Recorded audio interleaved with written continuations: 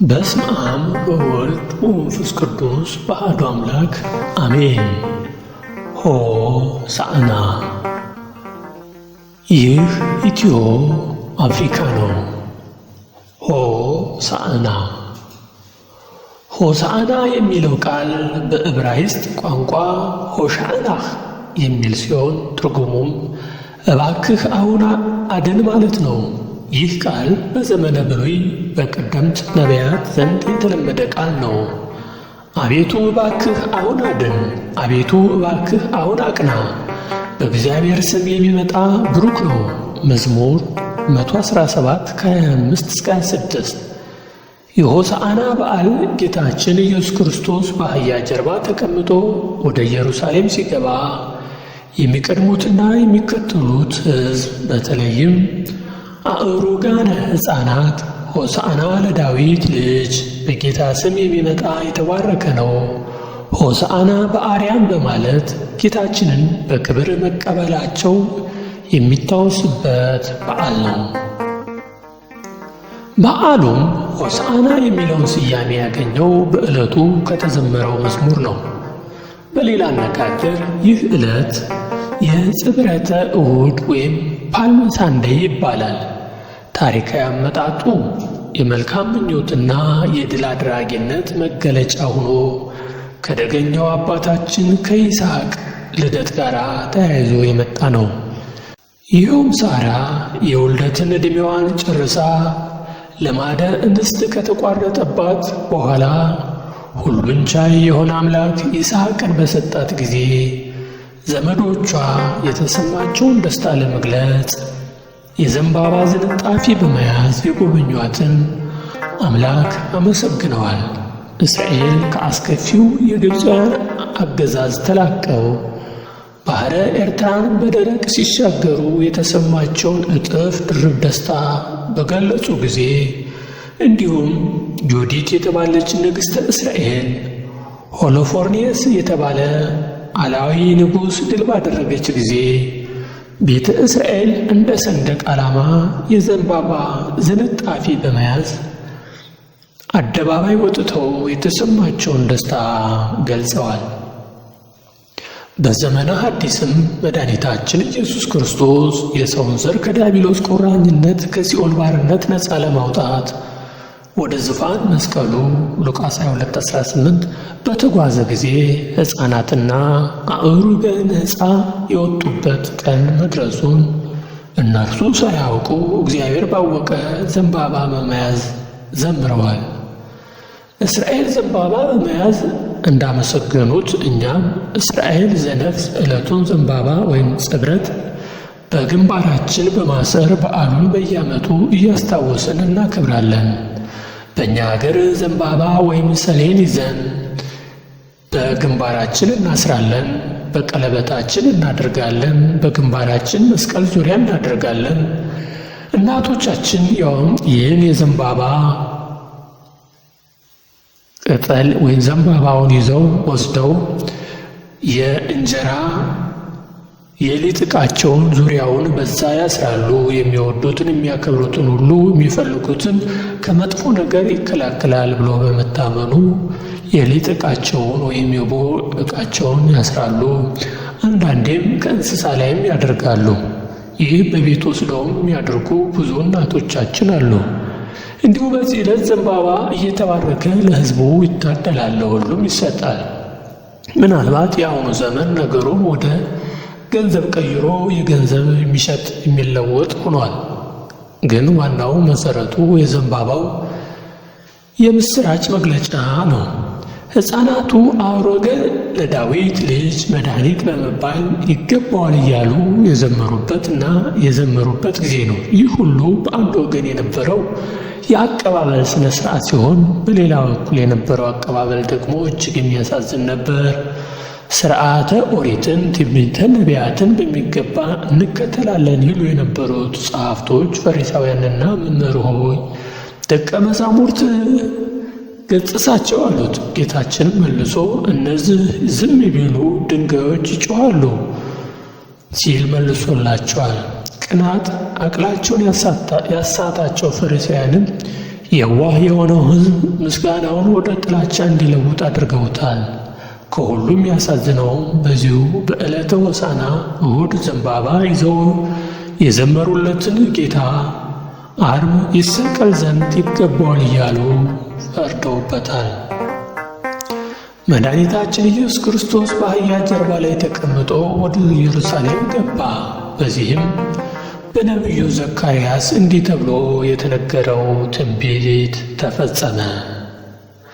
እነሆ ንጉሥሽ ጻድቅና አዳኝ ነው፣ ትሑትም ሆኖ በአህያይቱም ግልገል በውርንጭላይቱ ላይ ተቀምጦ ወደ አንቺ ይመጣል። ዘካርያስ 9:9 ማቴዎስ 21:4 ማርቆስ 11:1 ሉቃስ 19:28-40 እና ዮሐንስ 12:15 እነዚህን ሁሉ ይተነትናሉ፣ ይገልጻሉ። ጌታችን በአህያ ጀርባ ተቀምጦ ወደ ኢየሩሳሌም መግባቱ የሰላም ንጉሥ መሆኑን ያመለክታል። እስራኤል ዘመነ ምሕረት ሲሆንላቸው አባቶቻቸው በአህያ ጀርባ ተቀምጠው ይዞሩ ነበር ከተማውን። ጌታም እውነተኛ የሕሊና ሰላም ይዤላችሁ መጣሁ ሲለን በአህያ ጀርባ ወደ ቤተ መቅደስ ሕይወታችን ተጉዟል። መላእክት በዕለተ ልደቱ በሰማይ ለእግዚአብሔር ምስጋና ይገባዋል፣ በምድር ሰላም ለሰው ሁሉ ይሁን ሉቃስ 2:13 እያሉ የዘመሩለት የሰላም ባለቤት ነው። በመዋዕለ ትምህርቱም ሰላሜን እሰጣችኋለሁ ይላል ዮሐንስ 14:27 ብሎ እንዳስተማረ ያን ሰላም የሚሰጥበትን ዕለት መቅረቡን ለማመልከት ነው። በሌላ በኩል በአህያ ጀርባ መቀመጡ ህብኡ ምስጢር አለው። በአህያ ጀርባ የተቀመጠ ሰው ሌላውን አሳዶ አይዝም፣ እርሱም ሩጦ አያመልጥም። በዚህም ጌታችን በእምነት ለሚፈልጉት የሚገኝ ቅርብ ሲሆን በእምነት ለማይፈልጉት ግን የማይገኝ መሆኑን አስተምሯል። ስለዚህ የእግዚአብሔር ቤተሰቦች ፀሐይ ዕድሜያችን ሳትጠልቅ በእምነት እንፈልገው። አሞጽ 4 የአህያ ጀርባ ያልናቀ ጌታችን ትሑት ስብዕናና የተሰበረ ልቦና ወዳለው ሰው ዘወትር ይጓዛል። የተዋረደውንና የተሰበረውን ልብ አይንቅም። ኢሳይያስ 66:2 መዝሙር 50:17 ለታሰሩት መፈታትን ሲሰብክ ሰው የሆነ ጌታችን ማሰሪያዋ በተፈታች አህያ እንደተቀመጠ ሁሉ ከኃጢአት እስራት በተፈታ ሕይወት ዛሬም ያድራል፣ የሕሊና ሰላምን ይሰጣል። ስለዚህ ንስሐ ገብተን የጌታችን ሆሳዕና በአርያም እያልን ልናመሰግነው ይገባል። ሆሳዕና ከሳምንቱ የዐቢይ ጾም እሁዶች አንዱና የመጨረሻው ሳምንት ተብሎ የሚጠራው ከትንሣኤ ቀድሞ የሚገኝ የሕማማት መግቢያ ዋዜማ ነው። ሆሳዕና አስቀድሞ ካለው ረቡዕ ጀምሮ የሚታሰብ ታላቅ የቤተ ክርስቲያን የበዓል ቀን እንደሆነ ይታወቃል። ይህን ስም በዚህ ሰንበትና በዋዜማዎቹ ዕለት የሚዘመረው ጾመ ድጓ ሆሳዕና በአርያም ሆሳዕና ለወልደ ዳዊት ዕለተ ሆሳዕናሁ አርአያ ወዘተ ለማለት ሆሳዕና የሚለውን ቃል ቅዱስ ያሬድና ሌሎችም አባቶች በየቦታው እየጠቀሱና እየተዘመረለት በአህያ ውርንጭላ ላይ ተቀምጦ ኢየሩሳሌም የገባበትን ሁኔታ እየተረከ ስለሚዘምር ይህ ሰንበት በጌትነትና በክብር በውዳሴና ቅዳሴ ሆሳዕና በአርያም እየተባለ በሽማግሌዎችና በሕፃናት አንደበት በድንጋዮችም ልሳን ሳይቀር እየተመሰገነ ወደ ቅድሳት አገር ኢየሩሳሌም በክብር ሲገባ ለሰጣቸው ለተቀደሰ ሰላሙና ፍቅሩ መታሰቢያ ሆኖ የተሰጠ ነው። ይህ በዓለ ሆሳዕና ከ9ኙ አበይት የጌታ በዓላት ውስጥ ሲሆን ኪሩቤል፣ ሱራፌል በፍርሃት በረድእ ሆነው ዙፋን የሚሸከሙት ጌታ በአህያና በውርንጭላይቱ በትሕትና ተቀምጦ የተመሰገነ ወደ ቤተ መቅደስ የገባበት የዘካርያስ ትንቢት የተፈጸመበት ሕዝቡ ዘንባባ ይዘው የዘመሩበት ሕፃናት በንጹሕ አንደበታቸው ሆሳዕና ብለው ያመሰገኑበት ታላቅ በዓል ነው። ሆሳዕና ማለት አድህነን እኮ እባክህ አድነን ማለት ነው። ትርጓሜው መድኃኒትነት ወይም መድኃኒት መሆን ማለት ነው። የበዓል ስም የሥላሴን በዓል ሥላሴን ይዘው እያመሰገኑ የሚወድሱበት ለብሉይ የመጸለት 7ኛው ቀን፣ ለሐዲስ ግን ከትንሣኤ በፊት ያለ እሁድ ነው። ይህ ኪዳነ ወልድ ክፍሌ በ1948 በመጽሐፈ ሰዋስወ ግዕዝ ወመዝገበ ቃላት የገለጹት ነው።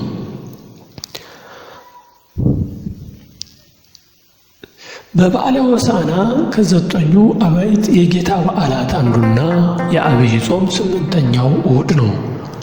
ሆሳዕና የሚለው ቃል ትርጉሙ መድኃኒት ማለት ነው። በእውነት ክርስቶስ የዓለም መድኃኒት እንደሆነ አወቅን። ዮሐንስ 4:42-32 ተብሎ እንደተጻፈው ይኸውም መድኃኒት ነቢያት ትንቢትና የተናገሩለት ሱባኤ የቆጠሩለት በዳዊት ከተማ የተወለደው ከጽዮን የወጣና ማዳንን ለሚሻ ሁሉ የተሰጠ መድኃኒት ነው። ይህ ቃል በዘመነ ብሉይ በቀደምት ነቢያት ዘንድ የተለመደ ቃል ነው። አቤቱ እባክህ አሁን አድን፣ አቤቱ እባክህ አሁን አቅና፣ በእግዚአብሔር ስም የሚመጣ ብሩክ ነው እንዲል።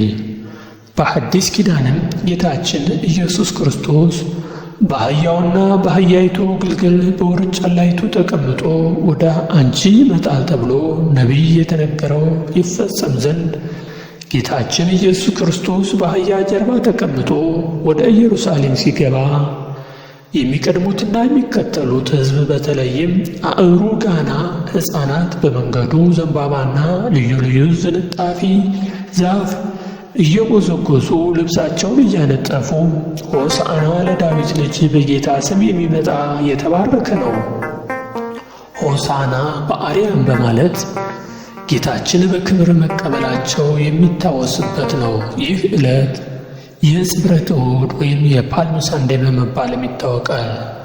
የዘንባባ እሑድ። ይህ ዕለት የዕጽብረተ እሑድ ታሪካዊ አመጣጡ የመልካም ምኞትና የድል አድራጊነት መግለጫ ሆኖ ከደገኛው አባታችን ከይስሐቅ ልደት ጋር ተያይዞ የመጣ ነው። ይኸውም ሳራ የመውለድ ዕድሜዋን ጨርሳ ልማደ እንስት ከተቋረጠበት በኋላ ሁሉን ቻይ የሆነ አምላክ ይስሐቅን በሰጣት ጊዜ ዘመዶቿ የተሰማቸውን ደስታ ለመግለጽ የዘንባባ ዝንጣፊ በመያዝ የጎበኟትን አምላክ አመስግነዋል። እስራኤልም ከግብፅ በወጡ ጊዜ የተሰማቸውን ደስታ ለመግለጽ የዘንባባ ዝንጣፊ በመያዝ አመስግነዋል።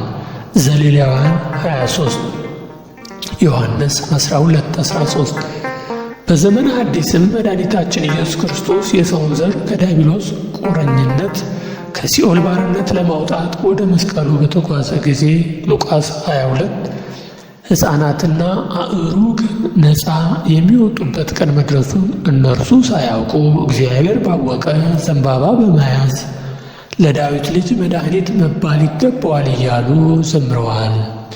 ኢየሱስ ክርስቶስ በአህያ ጀርባ ላይ ተቀምጦ ወደ ኢየሩሳሌም መግባቱን አስቀድሞ በነቢዩ ዘካርያስ እነሆ ንጉሥ ጽድቅና አዳኝ ነው፣ ትሑትም ሆኖ በአህያይቱ ግልገል በውርንጫላይቱ ላይ ተቀምጦ ወደ አንቺ ይመጣል ተብሎ የተነገረው ትንቢት ተፈጸመ። ዘካርያስ 9:9 እስራኤል ዘንባባ በመያዝ እንዳመሰገኑትና እኛም እስራኤል ዘነፍስ ዕለቱን ዘንባባ ግንባራችን በማሰር በዓሉን በየዓመቱ እያስታወስን እናከብራለን። በዚህ ዕለት ዘንባባ እየተባረከ ለሕዝቡ ይታደላል። ለምን ዘንባባ ያዙ ቢባል ይስሐቅ በተወለደ ጊዜ አብርሃም ደስ ብሎት ዘንባባ ይዞ እግዚአብሔርን አመስግኖበታል። የደስታ መግለጫ በመሆኑ አንተ ደስታ የምታስገኝ ሐዘናችንን የምታርቅ አምላክ ነህ ሲሉ ነው። ዘንባባ ደርቆ እንደገና ሕይወት ይዘራል።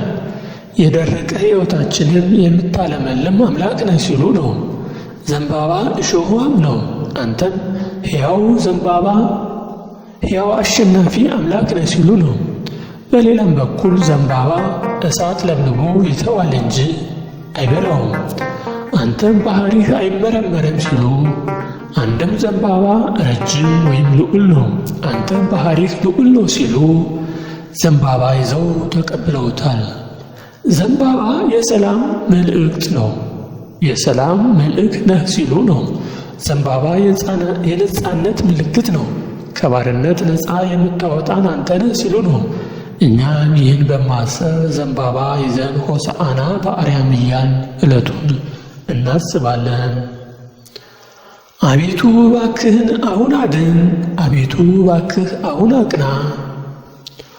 ሆሳዕና በአርያም ሆሳዕና ለወልደ ዳዊት ሆሳዕና